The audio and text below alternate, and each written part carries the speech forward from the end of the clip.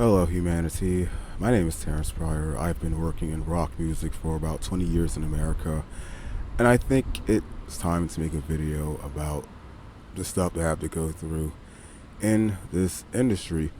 So there was a festival in May. I made Rock and Roll Festival in Indianapolis. This festival featuring a ton of black rock artists. Good times, right? Good times, right? I didn't get any sort of notification about this festival. As a black person that writes about rock music, it's probably like one of the only ones in America that writes about traditional rock music. I didn't get any sort of like, hey, check this out. Hey, this was good. I wasn't going to go because, like, money and everything. But I want you to look at this flyer. Look at the flyer for this event. A good portion of these artists are not allowed to talk to black music journalists. Let me explain. This is something that I've been talking about for the longest time. When it comes to black rock artists, most publicists will tend to keep them away from black writers. Well documented. There's this publicist, Jamie Coletta, works for No Earbuds, who has black artists who she doesn't let them talk to black writers. She manages Barty Strange. He probably only talked to one black person under her management. She has Jaharia under her roster. She's probably going to let him talk to one black person. She used to work for Side One Dummy. He used to, write about her clients and everything. But when she decided to make the jump to No Earbuds, it's suddenly, I can't talk to him anymore. Because if you look at who she shares articles and whatever, it's just white dudes. White dudes, white dudes, white dudes, white dudes, white dudes, white dudes, white dudes, white woman who gets overlooked because they're not a white dude, white dude, white dude, white dude, white dude, white dude, white dude, white dude, white dude. Now, a lot of these publicists, they will only let their black rock artists only talk to Afropunk. Afropunk is the quota, so to say. It's quota. It's, if you have a black rock artist in your roster, you will just pitch them to Afropunk automatically. Either that, or if you're a black person who writes for like Rolling Stone or Billboard, there is no in between. If you're a black rock artist, you are only allowed to talk to Afropunk or a Rolling Stone. I've had publicists who have had black rock artists. They'll pitch me everything underneath the sun except for their black rock artists. And I will contact them. Hey, can I interview such and so? And it gets ignored. It gets ignored. Like, the only way that I can know about black rock artists in America is if I apply to work for Afropunk. Bands like Unity TX, Meet Me at the Altar, Magnolia Park. They're all going to pull their Lenny Kravitz bull at some point. If you don't know, Lenny Kravitz went publicly and was like, how come black people don't write about me? I've been doing this for so-and-so amount of years. I have never seen black people write about my music. And a ton of music journalists from past, present, and future basically said, your white publicists reject all of our interview requests, and they ignored every single article we've ever written about you. And Lenny Kravitz replied with basically like, yeah, I paid them to do that. When you hire a publicist, you're basically saying, hey, don't pitch me to black writers, in a sense, because a lot of them will never pitch. If you're a rock band, you're a black rock band, they won't pitch you to black. Except for Afropunk. That's it. That's the quota. They hope that maybe that black writer from Rolling Stone, but there's no in between. Like I said, I get a lot. There's a lot of black artists that I have to deal with. Jason Butler from Fever 333. I used to write about him a lot when he played in Let Live. He didn't care. He only wanted to hear from white dudes. LaJohn from Seven Dust. I don't even know if he knows black people. Okay. Now, this is a homework for Jamie, Jason, LaJohn, publicists who I've worked with in the past. I want you to clip what I said about you. I want you to post your rebuttal. And look at the comment section. No one with my skin color will be there. Anyway, radio. I used to do radio before I was writing about music. I used to do radio for WUCR, Union County College Radio. Great time, excellent time, one of the best experiences in the world. The only way a black person could ever work for KROQ is if they apply to be a janitor. And that's true. And they talk about diversity, and it's like the only thing diverse is the different hairstyles that all the white dudes have. Like you literally just have all 8 white dudes, and this guy has his spiky mohawk, and this one's bald, and this one has half their head shaped. Diversity, and it's like, no, it's not diversity. You just have white dudes. There's one black person that I know that works for a rock station out here, and it's just one. It's like that's the quota for the entire country. It's just one black person. I tried applying for Idobi Radio on a few occasions. Never hear back from them, even though I was told, okay, just apply for Adobe Radio, people that work there. And I checked, and they only had one show with black hosts. Shocker, right? And it's a pop culture show. Not on this show at all. Like Geek Girl Radio, right? It's cool, but for me, not seeing a black person hosting a rock show or a person of color hosting a rock show is like, yeah.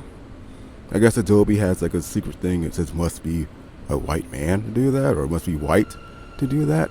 I don't know. It's just a bullshit thing. And nowadays, social media kind of ruined it for people like me. TikTok ruined it for people like me. There's a TikToker by the name of Mr. Professor 318, and I'm pretty sure you've seen him around. He dances to music. He dances to rock music.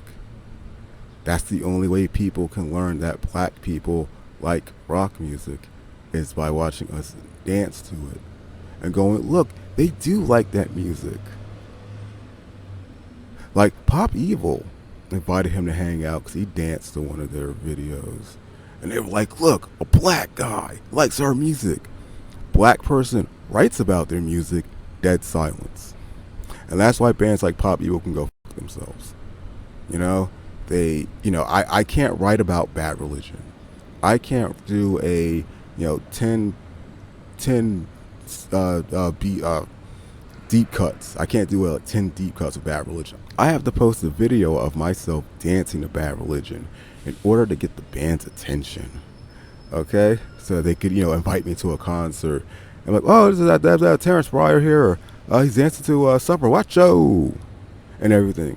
It's gross. Music festivals actually have been rejecting press for TikTokers like Mr. Professor, which is actually horrifying that press is being shoved out for these 30-second dancing bits or whatever. And it's bad. I can't even get it on a podcast here in Los Angeles. For a black guy that's, talk about rock music, it's like I have to be in a band, or I have to have like 100,000 followers. I don't have that. Being a black person with nearly 20 years of experience in the music industry, writing about bands, going to events, covering all these events, it means nothing. Nothing. I know most music journalists that don't even have like maybe at best 20,000 followers. That's it. Like maybe that have been working for like longer than me.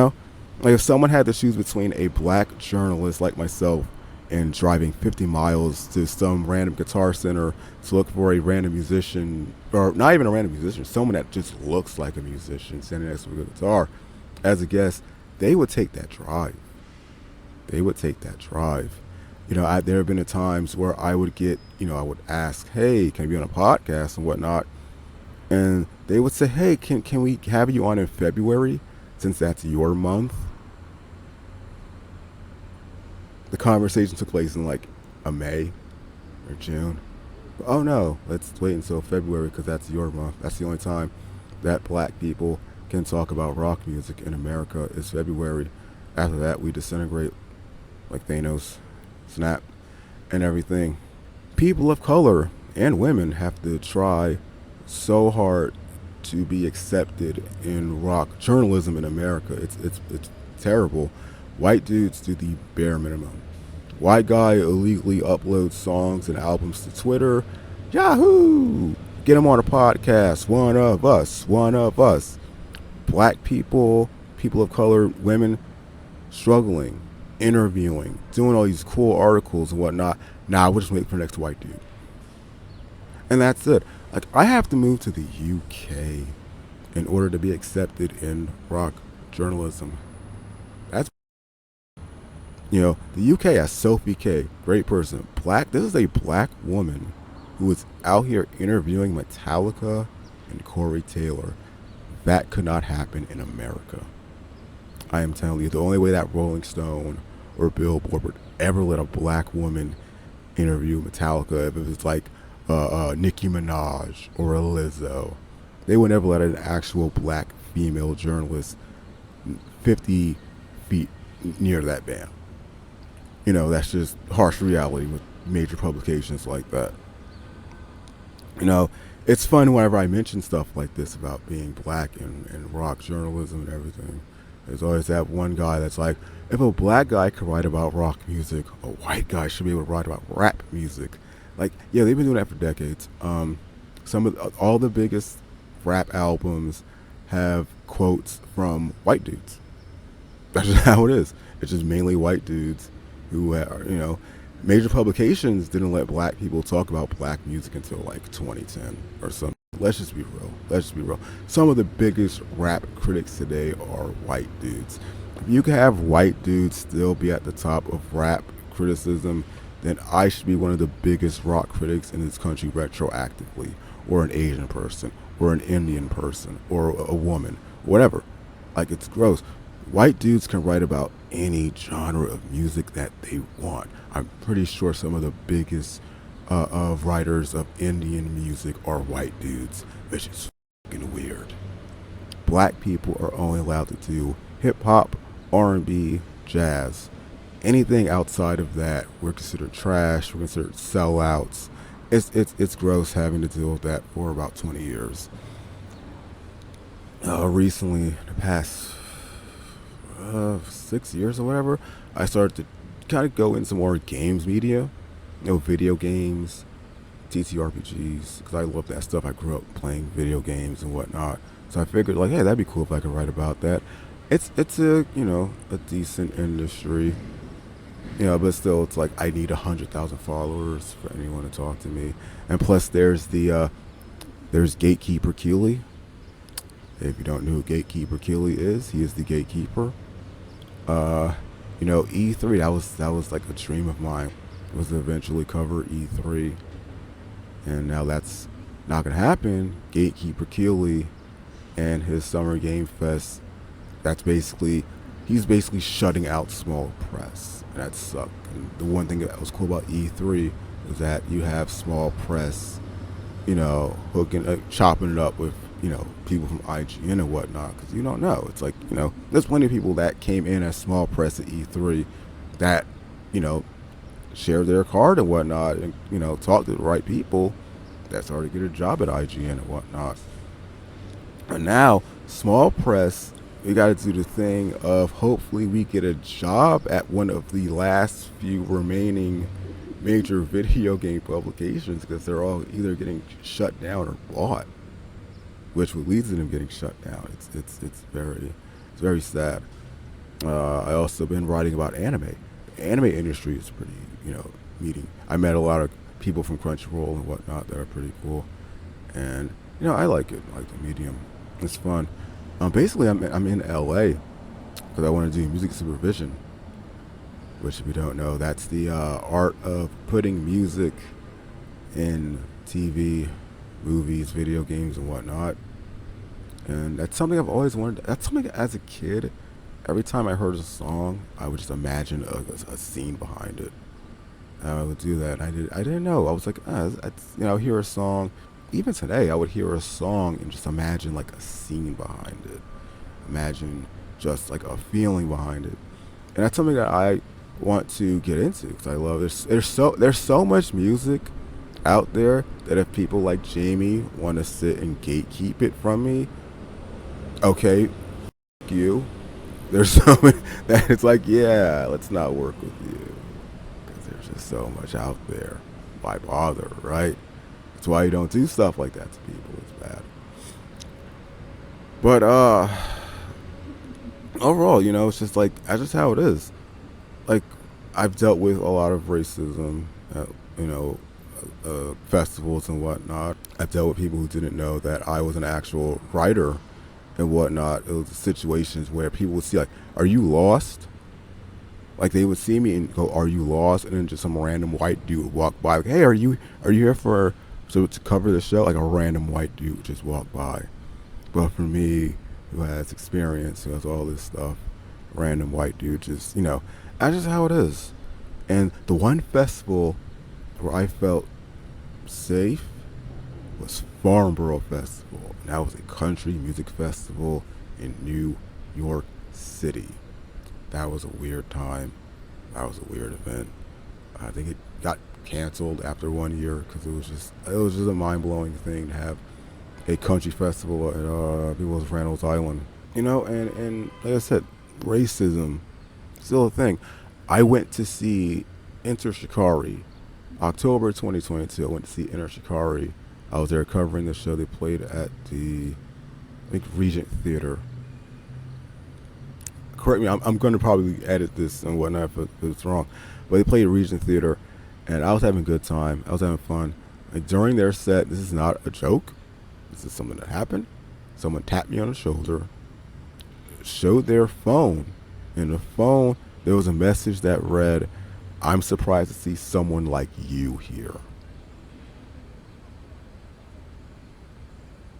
I was the only black guy at the show. This is 2022. To do something like that is just gross. To call someone out, "Hey, look, a black," it's gross. That's how I see it as. To be like, if you saw some Indian people, you're like, "Wow, there's Indian people." No, don't do that. That's gross. That's pathetic. I went to see Slipknot, Knotfest LA 2021. I went to see Slipknot. There were these really old white dudes who saw me, and they were like, "Hey, man," and they started humming the melody of Duality. It was just so weird to see some dudes like, and all this stuff. Like, "Hey, do you know that song? You're here for the show, right? You should know that song." What's the name of that song? And I was like, the name of the song is called "I Hope You Die in a Pit," so that people of color and women don't have to hear your little bullshit riddles 3 just to enjoy a rock show. And they looked at me, and they just walked away. And that's the stuff that I have to deal with. You could have like a really old white dude, right? Really old white veteran journalist, right? You could have a black guy and a white guy. And the white guy would be like, "Hey, I want to write about rock music, but I only care about rock music that came out after 2020. You're old, you're Rolling Stones. I'm only going to write about rock music that came out after 2020. And the old white guy like, "Yeah, rock on, brother." Black guy shows up, "Hey, I've been listening to rock music ever since I was a kid. I love the Beatles. I play guitar. I want to get into this rock thing." And he's like, "Whoa, buddy, are you sure you want to do this?" In order to really understand rock music, you have to listen to the top 500 rock albums from Rolling Stone. You have to go see Metallica 10 times, and you have to collect 7 Dragon Balls, and you have to do all this other. That's when you understand rock music, and that's the thing. A lot of these old white dudes don't like seeing someone like me writing about rock. There was an incident. The publicist that I've worked with since the beginning, really great person. He invited me to an event, and there was this veteran white rock journalist, and I was introduced. "Oh, this is Terrence. He writes about rock music." And no joke, this old white dude just went, just chuckled. "Are you black? Get out of here." And I wanted to choke him out. I'm dead serious. I wanted to choke him out. There was a part of me I wanted to choke him out. I didn't. You know, it's just that's how it is. This is the stuff that I have to deal with constantly, day to day, in this industry. You know, I love the music, but the music don't love me. You know, I'll never be on Rolling Stone, never be into stuff. You know, I don't even bother applying because they're never gonna hire people of color. They're never gonna hire a black person to write about rock music. They'll hire a black person and try to, hey, no, hip hop, check out this rapper and whatever.